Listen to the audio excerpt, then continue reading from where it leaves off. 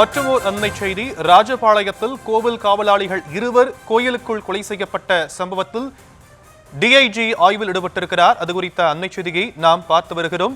சிசிடிவியை உடைத்து கொள்ளையர்கள் ஹார்ட் டிஸ்கையும் எடுத்து சென்றதாக சொல்லப்படும் நிலையில் விவரங்களை செய்தியாளர் மாரிராஜ் வழங்க நாம் கேட்கலாம். மாரிராஜ், விவரங்கள். வணக்கம் வணக்கம் ஷியாம். விருதுநகர் மாவட்டம் ராஜபாளையம் அருகே உள்ள ஊரில் தேவதானம் இந்து அரண்மைக்கு பாத்தியப்பட்ட பிரசித்தி பெற்ற அருள்மிகு நச்சாவை தவத்தல்லிய சுவாமி திருக்கோவில் இப்பகுதியில் உள்ளது.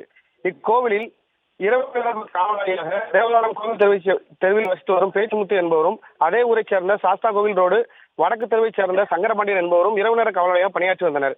இந்த நிலையில் இன்று காலை 7 மணி அளவில் பகல் நேர காவலாளி மாடசாமி கோவிலை திறந்து பார்த்தபொழுது இரு காவலாளிகளும் பலத்த வெட்டுக்காயங்களுடன் கூர்மையான ஆயுதங்களால் தாக்கப்பட்டு அதிக ரத்தப்போக்கு காரணமாக உயிரிழந்த நிலையில் இருந்துள்ளனர். இதனை கண்ட கோவில் காவலாளி மாடசாமி உடனடியாக நிர்வாகத்தினருக்கு தகவல் தெரிவித்தனர். நிர்வாகத்தினர் காவல்துறைக்கு தகவல் தெரிவித்தனர்.